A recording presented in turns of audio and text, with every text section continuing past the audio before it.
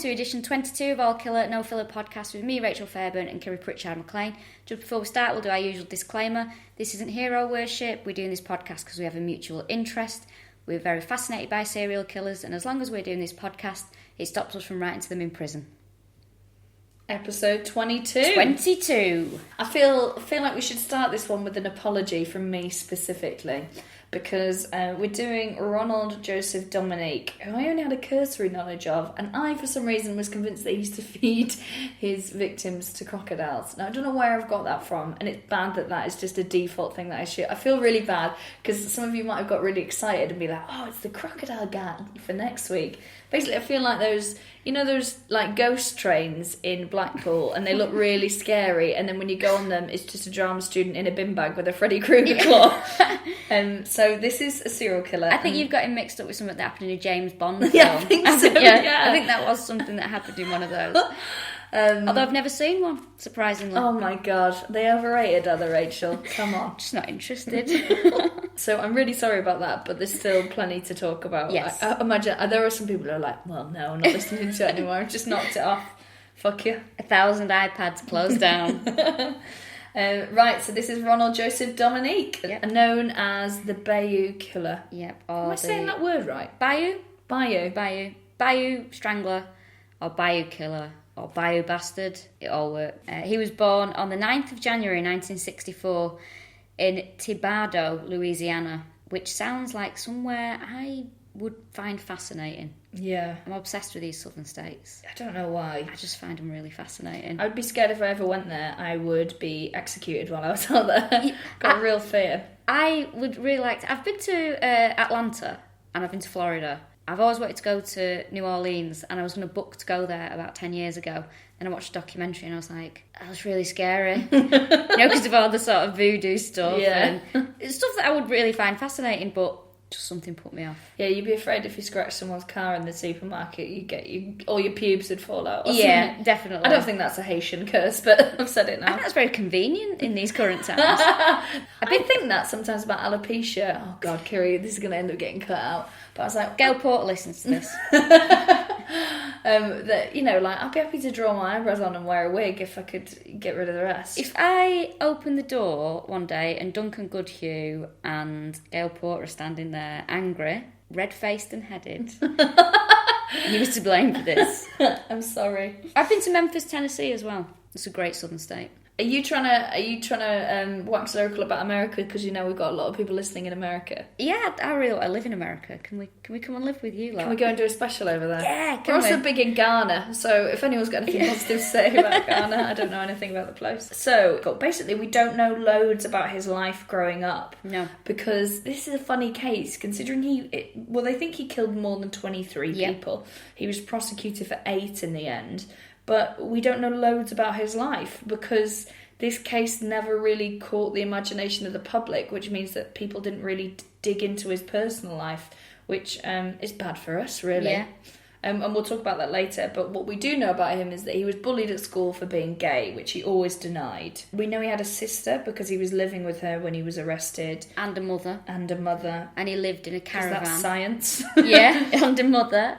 He probably had a father as well. We can't speculate at this point. We can't speculate, no. But he did live in sort of a static caravan type thing on his... Oh yeah, like Alan Partridge. Like Alan Partridge and my friend Phil. He did that for a number of years. The caravan that he lived on that his parents drive now is now known as the cottage.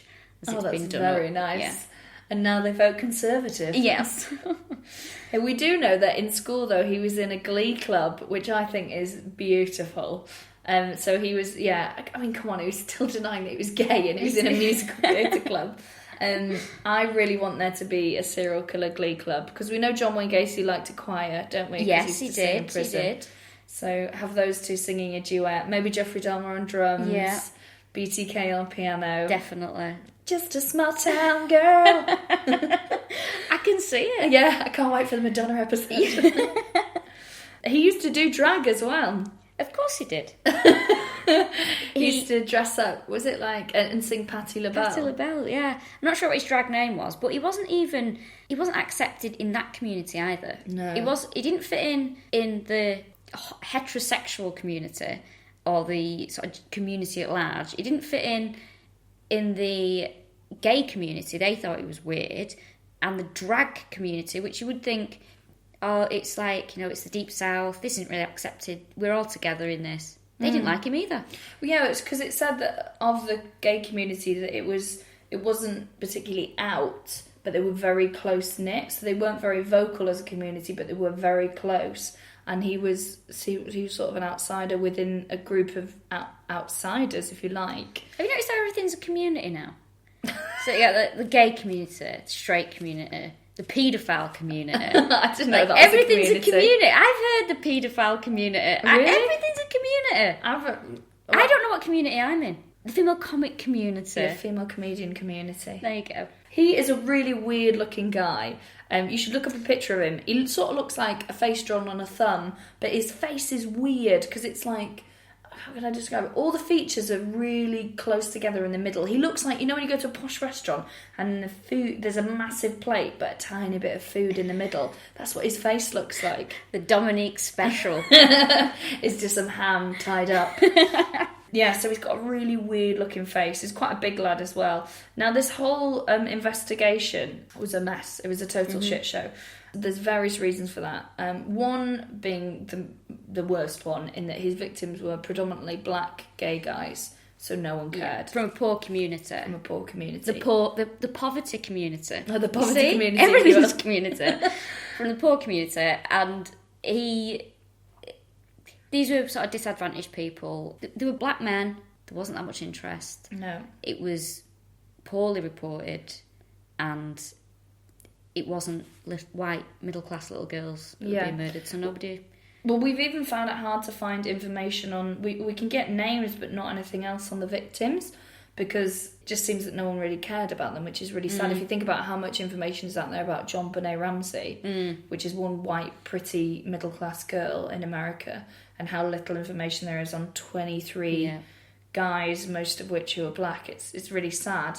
So that's one of the reasons why it's hard to find information. One of the others is that why it took, I think, longer than it should have for this to come to justice is because this area was a real hot spot for murders, wasn't it? Oh, this is incredible and terrifying, right?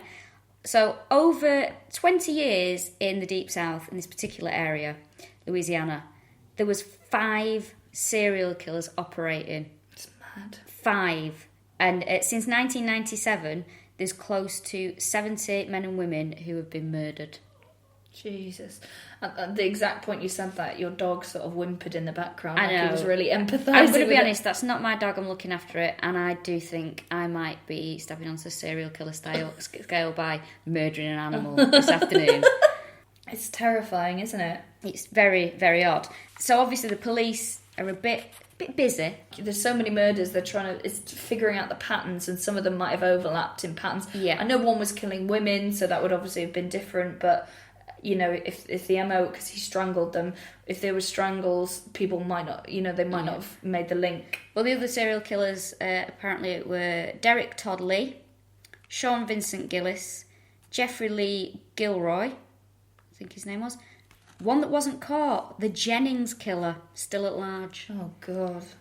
And sounds a bit like a public school boy. Jennings, put that knife down. A year before the police caught up with Dominique, it was Hurricane Katrina, which obviously devastated that whole area, and emergency services were diverted into ignoring black people again in another way. So I mean, there was obviously like a big, it was all hands on deck for this rebuilding after the hurricane. So I think that these serial killers could have sort of operated when dead bodies were turning up. It wasn't necessarily the first thought to be that it was a serial killer.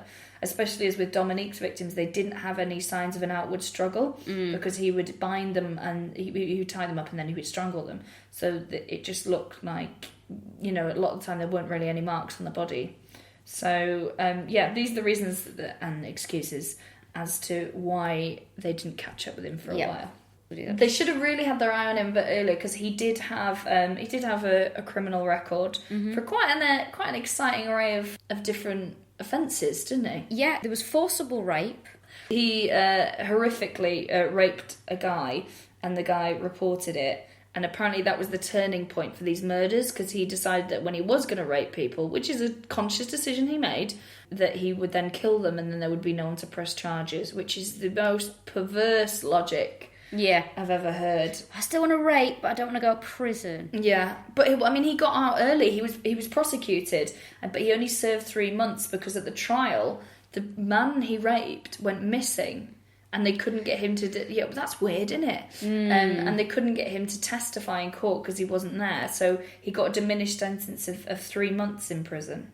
There was an incident where a young black male, was seen climbing out of Dominique's window screaming, "He tried to kill me." Yeah, he tried to kill and rape me. Yeah, with no top on. And ran away. So he was running around the trailer park screaming that. And they were like, "Oh, boys will be boys." Yeah. They literally did that thing like they did with Dharma. I went, "Well, that's gay business. It's a gay thing." Yeah, we'll stay out. Well, they thought it was a sex game. I'm not au fait with what the gay community, let's call them, are up to. But like, guys, you got a really bad rap when it comes to what you get up to with each other. Maybe you need to all just tone it down for 3 years, and everyone will take what you're saying a bit more seriously. Because it's definitely that needs to be corrected, not institutionalised homophobia. But he had a criminal record as well for battery. Yes. He hit a woman. This is a Mardi Gras. Yeah, this is quite a camp offence, isn't it? Yeah. He slapped a woman at a Mardi Gras. Who apparently hit her child. She hit the child, apparently. He then hit her. Oh, she apologised, then he hit her. It's a bit like some really bad Carry On film. Yeah, Carry On Mardi Gras. And then a bra pinged off. And he wasn't interested. So yeah, he also had a conviction for telephone harassment. Yeah, PPI. PPI, yeah. I don't know if our American listeners get PPI, do they? Oh, do they? You must all get double glazing. What do they want to sell in America? Freedom. I've also got a theory about him that he had long fingernails. Oh. And this doesn't come from any evidence whatsoever. But look at a picture. He's totally got the vibe of a guy with very long fingernails. Or worse, one on just one hand and he doesn't play guitar. Oh. Now, I find it gross enough when guys who play guitar have long fingernails on one hand. Because I play guitar and I don't. And I just don't think there's any need for it. And it reminds me of, of Mice and Men. Is it Curly? Who has one glove on to keep his hands soft for his wife. It makes me feel ill. He always reminds me slightly of, and I might have told this story on this podcast before, because it does spring into my mind quite frequently with people like this. He looks like he has an aroma around him. He looks like he stinks. Really? Basically, yeah. And it reminds me of this particular smell. I was given some scented candles by a person I worked with. I might have told this before, but I'm going to tell it again. No, I've not heard this. And they were sort of glittery candles. It was like a Secret Santa thing. I was like, oh, they look nice. Not really asked about candles. I'll give them a light. And I was sitting on the sofa and I'm going, they stink. And I can't think what they stink of. And I had to throw them in the bin. And the smell lingered for a good day. And I knew what they reminded me of. It clicked. I was like, they smell like a man that used to come into where I worked who stank. And I could never pinpoint what the smell was. God. They smelled of that man. That's horrible. What if they'd murdered him, melted him down and made him into candles? It was awful. And he just... The new Yankee candle range, Unsavoury Gentleman. Unsavoury Gentleman. Honestly, just horrible. Horrible smell. And when I look at Dominique, that's what it conjures up. Oh, God. Yeah, well, it was it's really hot down there, because that was another problem with the bodies, that they couldn't really pinpoint when they were killed, because the decomposition, because it's so humid and warm there, was making them decompose faster. And he's quite a big lad as well. I very much doubt he smelled like flowers. Oh, he's going to stink. So, let's get on to the victims as best we can. Mm-hmm. So, the first guy that's thought to have been killed is called David Leveron Mitchell, and they found his remains in 1997. That is all we know about him, sadly. The second one, again, Gary Pierre, 20 years old, 1997.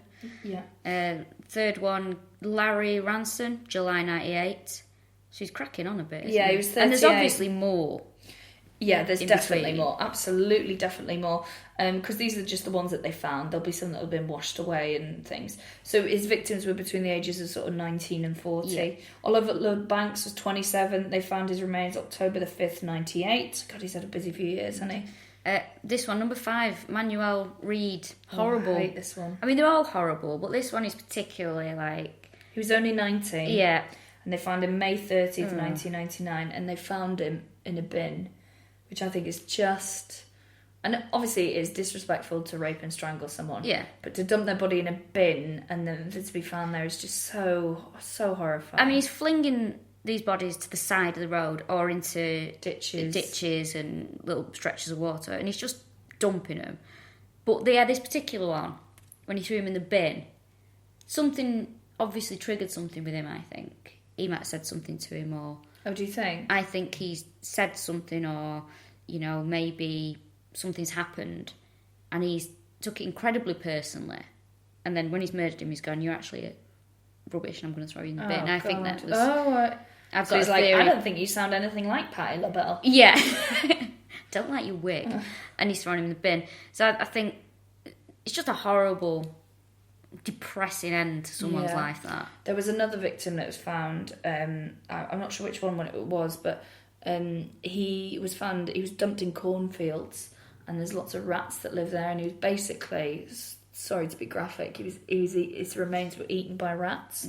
And one of his family members was saying that was the worst thing, to think of how he was just dumped there, and the end that he came to was even sadder. So yeah, I just think anything like that, there's like an added level of disrespect. Yeah. It is. And then Chris Sutterfield was 27. He was found October 15th, 98. And then we've just got a list of names. Yeah. So Kurt Cunningham was also a victim. Chris DeVille and Wayne Smith. So those are the ones that he was prosecuted for. And then even though they think that he was linked to 23 plus, they just didn't bother after that, did they? No, they're just the ones he was charged with. Yeah, because they said, we know he did more, but it would be a waste of taxpayers' money to pursue it any further, because he's pleaded guilty anyway. But I always think that's a bit dodgy, because my thing there is that if they're not prosecuting him for, say, my brother's murder or something, does that also mean that family isn't entitled to compensation? Because that makes me feel really uncomfortable, because that's what happened with Shipman. Yeah. They went, no, case closed now. Obviously he killed loads of people, but sorry. That's it, bye. Yeah. Yeah, it's just a bit... Try and find out if he did do some of the others, because there's a lot of serial killers happening in this area. That's a good point. So maybe you might want to eliminate ones that you didn't do. Yeah, it's like doing a jigsaw. You've got to do all the edges first, haven't you, before you start doing the middle. Very slapdash. Yeah. Very slapdash. And he had... Not very fair. He had a specific MO. So what he would do is he would go to a gay bar, usually, and he had a type, because the gay community knew someone was picking off gay guys, but a lot of them weren't worried, because apparently he used to go for people who would walk or use their bicycle to get around. Watch out, Corbyn. I'm trying to think. I can't think of an American person or a Ghanaian person that cycles everywhere. Boris Johnson. Yeah, they've heard of Boris over there. I don't know. Do you know Boris Johnson's name is Al? Everyone calls him Al, and he says, "People who don't like me call me Boris." I'm not a Tory, by the way. Can you not tell by the accent? Yeah. So what he used to do is he'd pick them up at gay bars and he'd say, "Will you come home and have..." If they were gay, he'd say, "Will you come home and have sex for money?" Or he'd pick them up at the side of the road, and if they said, "I'm not..." If they said yes, he'd get in the car and take them back. And if he said, "No, I'm not gay," he'd take a different approach, didn't he? Yes. He would have a picture of an attractive white woman and say, "Do you want to come and stop this woman for a bit of cash?" Yeah, you'd say, "This is my wife and she wants you to come and have sex for money." And they'd be like, "Oh, I didn't realise you're married to Sarah Michelle Gellar." Are you Freddie Prinze Jr.? Oh my gosh, that's so different. I was trying to think of like someone from that era to reference, and I was going to say Denise Van Outen, but I'm not sure if her beauty spread over the Atlantic. I don't think it spread past Watford. Spread somewhere. Yeah, it spread somewhere. Jamiroquai liked it. So he'd show them a picture of a beautiful white girl, and then what he'd do is he'd take them back to his caravan. He'd go, "Right, I like it when you're tied up," if it was one of the gay guys, and he'd tie them up. And then if it was one of the guys who thought they're having sex with a woman, he would come out with the most unbelievable shit. He would say, "No, she's very shy." This is mad. It's like when you do... But she's an actress. Yeah.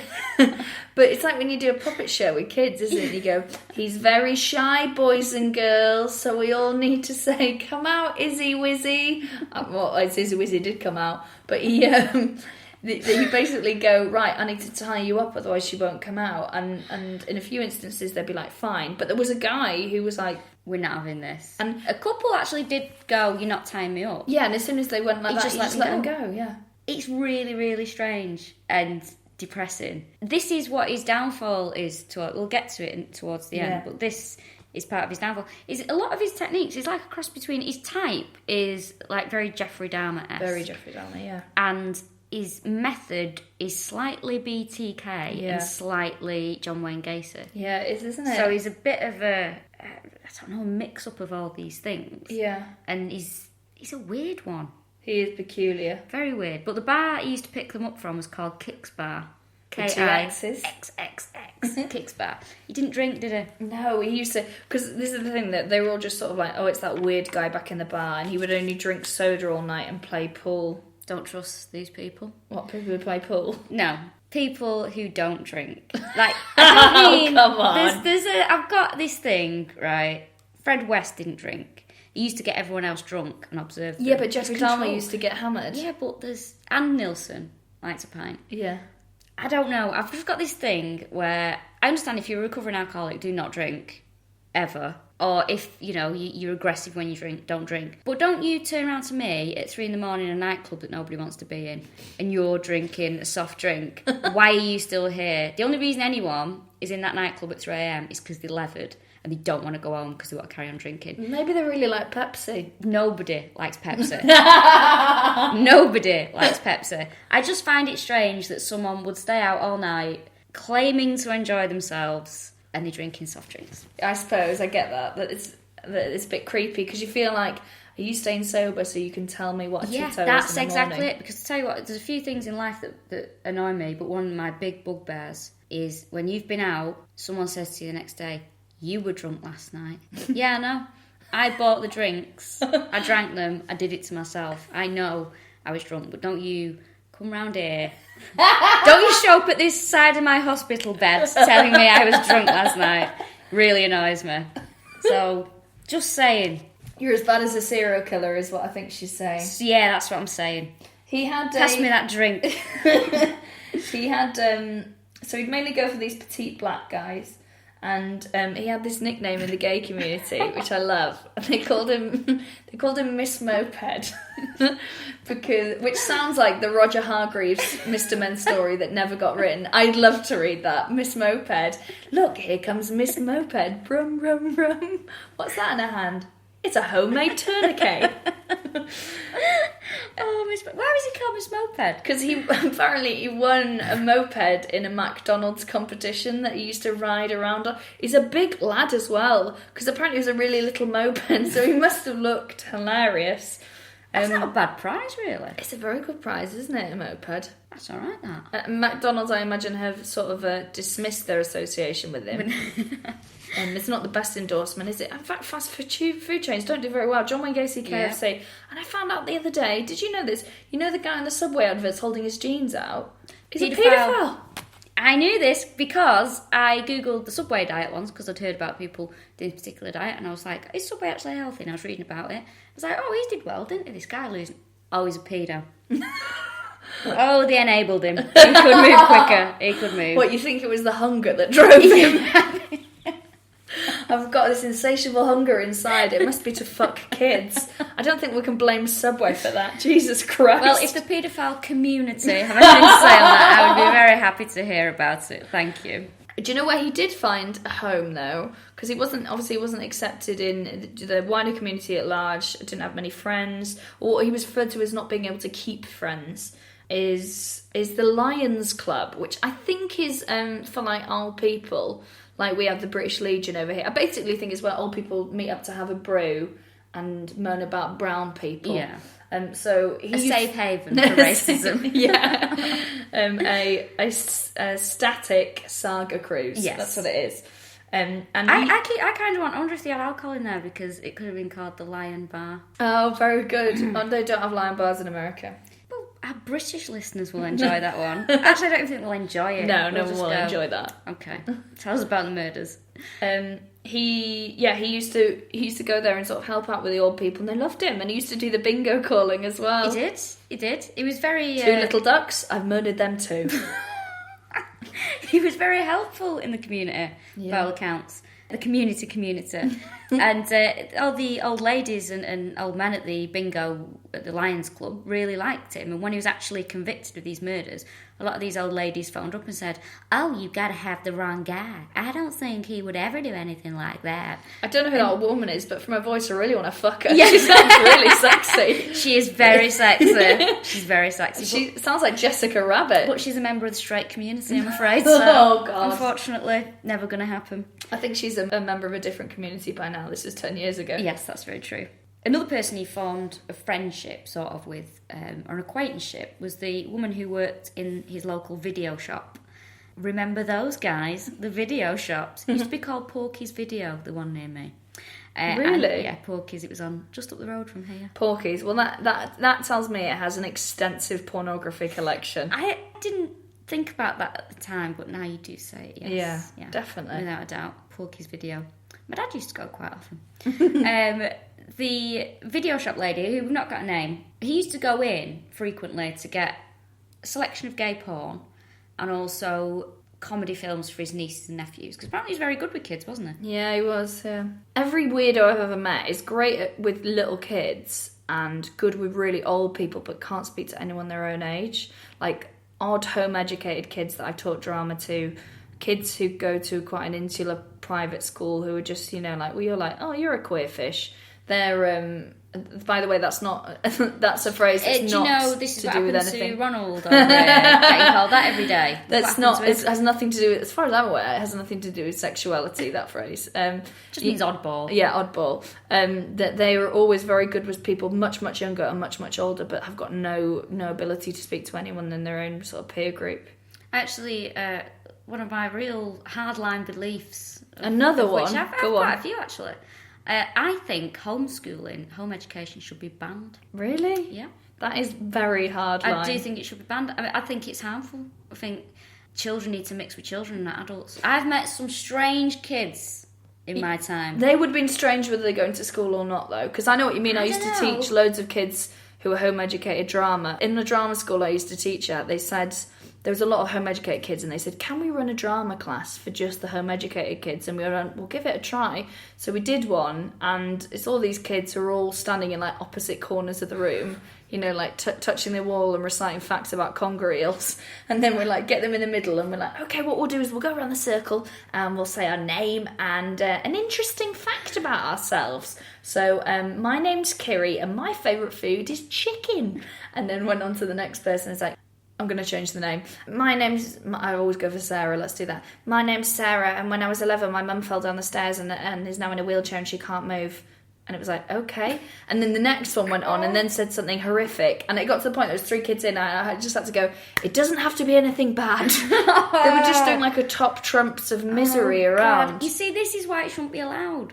But those kids would be like... There was also kids like that who went to school. It was just because they had peculiar parents. And then they got bullied in school. At least in home education, they're free to be as weird as they want, and it sort of evens out towards the end. I think they should have the opportunity to be bullied. I think they should have the opportunity to mix with other kids. If it doesn't work out... They do mix... Some of them do mix with other kids. You're mixing with the same kids. I just don't agree with it. Although I might change my mind, since the past 2 weeks in England it has been announced that all education, instead of being local authority, might become academies, and that means basically anyone can become a teacher. Yeah. Like, that dog I'm looking after might be a teacher in the next 6 or 7 years or whatever it is. It's terrifying. So there we go. Rachel, just don't have kids. More hardline stuff from Rachel. Yeah. You're like delightfully right wing in some ways. I know, it's incredible, isn't it? For such a working class person, I can really go to the right on occasion, can't I? But yeah, don't get us started on genocide. Surprisingly open-minded when it comes to that. I think people should be able to express themselves. So there was this woman in this video shop, and he used to come in there and he'd pick up these videos for his nieces and nephews and for himself, and gay porn, and he would always excitedly talk about dates that he'd been on, and he'd tell this woman all about it. And to be fair, she'd be quite progressive for in the early noughties, having a conversation with an openly gay guy about his dates. But she's regretting that now. Yeah. It wasn't dates, though, was it? It was Well, they think he was talking about the murders, and they asked her, they said, you know, with the dates, it looks like it correlates with the times that he would have been doing the murders, and she just said, I can't think about that. But when they caught up, he came into her and was like, they think I might be the serial killer. He said that to her, didn't he? He did. And she said, oh, if you're the serial killer, then I'm the Queen of England. She had a German accent, so she might well have been. I'd like to think it was actually the Queen of England doing an actual job for a change. That would have been refreshing, Your Majesty. Happy fucking birthday. Get off the throne. See, I veer from right to left. I'm swing, don't I? I'm never really in between. I'm right or left. Is your problem with her that she's still on the throne, or that there's a monarchy? There's a monarchy. Yeah, me too. Get rid. Yeah. Get rid. Absolutely. Turn it into council houses. Yeah. Anyway, so he was... Ooh, where am I going to go next? Right wing or left wing? Who knows? So December the 1st, 2006, he was caught. Now, a few days before he was arrested, at the time he was living in a trailer with his sister, I think on a trailer park, and he moved out because he was under constant police surveillance, and he said they thought he moved out because he didn't want to bring shame on the family. I mean, ideally, don't rape and strangle 23 guys if you don't want to bring shame on the family. And also, tidy your trailer because it's a shit tip. There's some footage of the inside of it. Oh, really? Minging. How we had the nerve to take people back there in the first place. He did stink, didn't he? Yeah. It's all adding up. Absolutely minging. Oh, God. Minging, again, we must translate this for our foreign listeners, just means rancid. Rotten. Stinking. Yeah. Minging. Minging. There you go. Take that with you, guys. Yep. He was, at the time, he was complaining of a heart condition and he was walking with a cane. But they think that was vastly over-exaggerated because he had been hospitalised for a heart condition, but apparently it was minor. But he was saying, oh, my weak heart. And it was so bad, he was making such a big deal out of it that they thought he wouldn't live till the trial, but he was fine. He's still alive now, and that was 10 years ago. He's fine. But they think they were doing it so that they were more likely to be lenient with his sentence because they thought he wouldn't live very long. Because he did live in a state where the death penalty was in place. Yes, he did. And by this point, they had set up a task force. The police had... Wasn't it only like 8 people, though? Yeah. There wasn't... That's not a task force, that's a stag night. Yeah, and it was more or less like they'd meet and they'd have actual meetings. It wasn't like in a huge room or anything. No. In fact, one of the task force meetings that they had the meeting, and when they came out of the meeting, they'd had a phone call to tell them that they found another body. So... Maybe get out of your little boardroom and go and have a look. Imagine that as well, and then be like, oh, we've just done our any other business section, so it's going to have to go in the next meeting. Pop it on the minutes. First thing at the next meeting, there were no biscuits at the last meeting. It was interesting, though, because this task force was set up, and there was one member of the task force called Bill Null, who came to one of the meetings, or got in touch with the other members, and said they had some really important information for them. One of his parolees, who went by the name of Motormouth. Now, I'd like to know if Motormouth gave himself the nickname. No one ever gave himself that. Or they gave him the nickname. There's a family from where I'm from in North Wales, and they called... I thought their surname was Panic, but it's not. It's because when they all talk like this, they talk really fast. So the kids are known as that, like... they're not going to listen, like Danny Panic and things like that, and it's because they all sound like... Just, the Panics? Yeah, they're called the Panics. I also thought... I love that. There was a mixed race guy in the year above me who was really beautiful, and his name was Ben Black, or I thought it was. His surname wasn't Black, it was just because he was the only black guy in the year. Oh, Wales. Wales.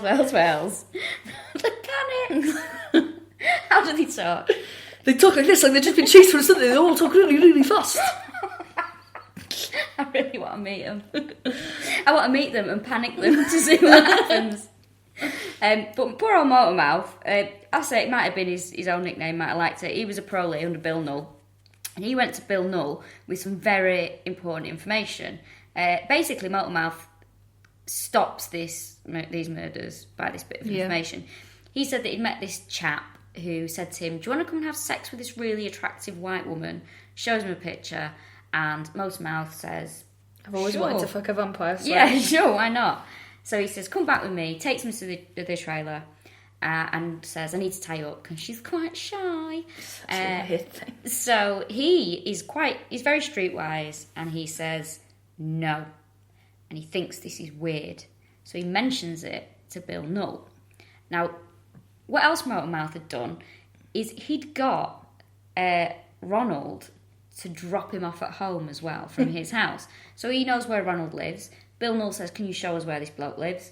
They take him to his trailer. They knock on, and he opens the door, and he's like, oh, how can I help y'all? So they question him, and apparently he's quite polite. They looked into his history. They saw that he'd been done for rape and assault and annoying people on the telephone. And they interviewed him. He was quite helpful and cooperative, and he freely gave a DNA sample. Yeah. Which, at the time, this is the strange thing, the DNA sample takes 10 months to come back. That can't be right. Months. This is what it said on the documentary. I know it takes a long time. I know it's not like CSI where they can do it in 2 hours, but I'm sure even then, in like the mid-2000s, it didn't take 10 months. Unless they saw... Did they send it by Royal Mail or something? Yeah, unless, it was such a high crime area. I don't know, though. I just can't see it taking that long. You'd think it would be a case of... Because in the meantime, he killed someone else, didn't he? He did. So basically someone died because it took 10 months to get a result. I think it did kill someone else, and it wasn't one of the ones he was charged with, I don't think. Oh, really? And it was a white person as well. Oh, that's noteworthy. Yeah. Nicholas Pellegrim. He was 22. This was really risky, this one that he did. He met him. He was a meter reader for a while, Dominique. He went to this construction this place of work. Nicholas was a construction worker. He arranged to buy some cannabis off him and then met him later on and murdered him. So that was like a high-risk thing. He was obviously feeling very confident that he wasn't going to get killed. Oh, it was September 2006. Chris Sutterfield, he was 23 years old. Right. And that was just before he was arrested then? Yeah. And he was picked up by Dominique, taken to his camper van, or whatever it was he lived in, raped, strangled, and dumped in a swamp area. So this was 2 weeks prior to the DNA match. Oh my God. So he's obviously thinking, either he's going, they're going to find me out and I'm just going to get on with it, or he's thinking, they're never going to think it's me. I think it's, I don't know, I'm trying to think of an example.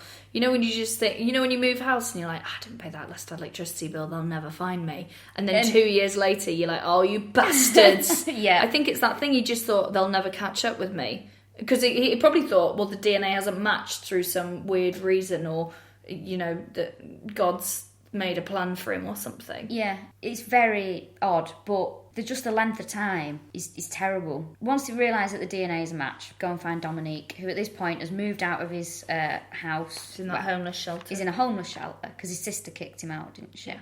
God knows what for. When they arrested him, he confessed to 23 murders. Yeah, he's another one of those that started. Can't shut him up. Yeah, blabbing. But if you listen to the interviews with him, he's the most whiny little, prissy little bitch you've ever heard. Come on. He blames the victims for everything. Really? Yes. He's like, oh yeah, well, he tried to rob me, and then I tied him up and I strangled him, and I did this and then he did that, and he cries a lot, and doesn't he cries a lot, and it's so fake, and he's got an excuse for everything. It's just really irritating because it's the way he blames them, and the way that, and he gets away with the death penalty because surprisingly, you don't agree with the death penalty.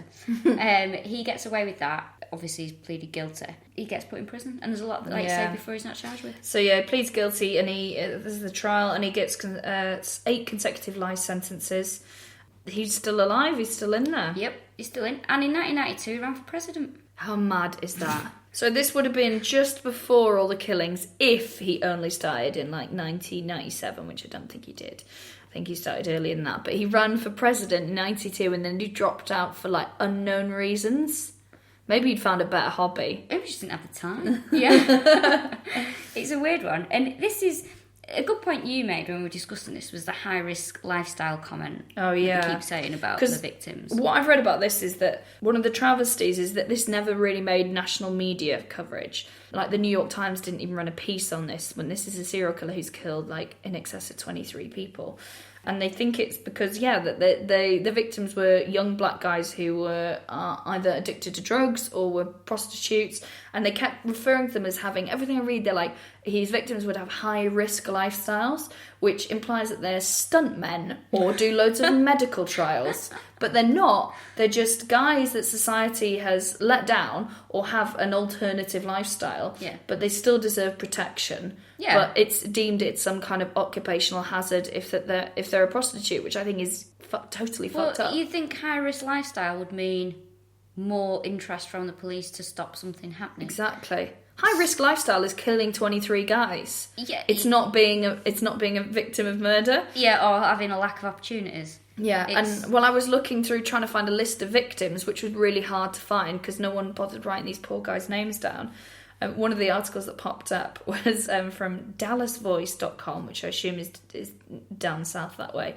And the pull quote, the headline from this article was alleged gay serial killer arrested. Now, I don't think the alleged should be on the gay, that's the bad thing. Probably should be on the serial killer.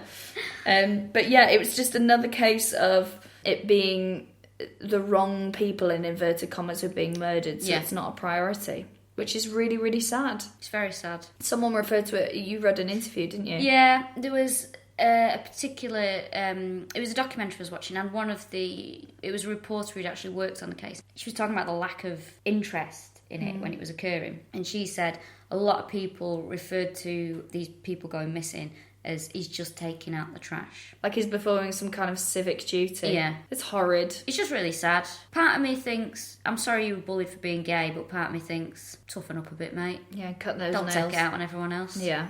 And stop smelling of those awful candles.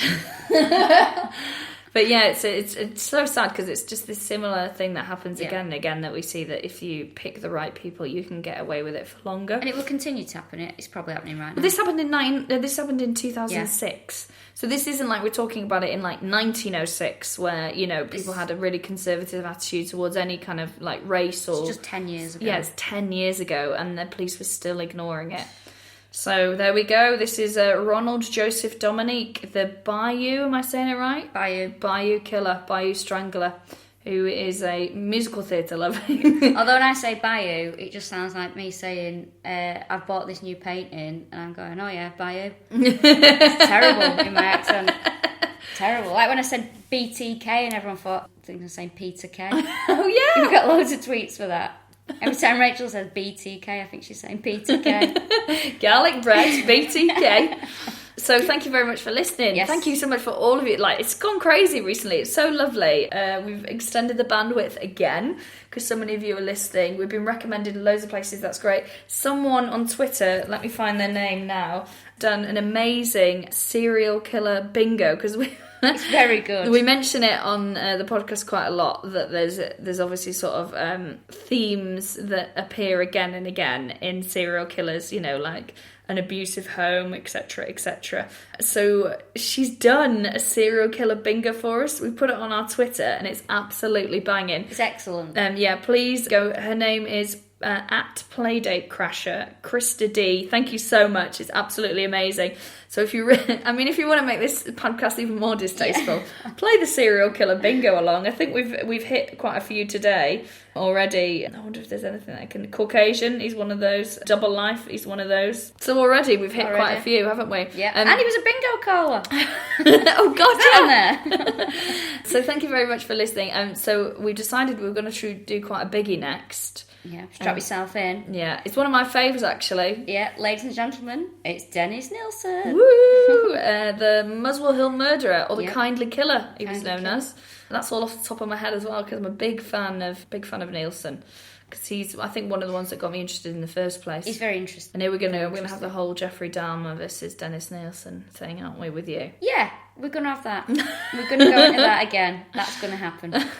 So thank you very much for listening. If you do enjoy what we do, give us a nice rating, because that just means more people find us, and tell a person you know. Thanks very much. We love making it and we like that you enjoy listening. And thank you for all the nice little reviews you've done so far, and keep interacting with us on Twitter because we enjoy it and it makes us feel normal. Yes, thank you very much, and we'll see you next time.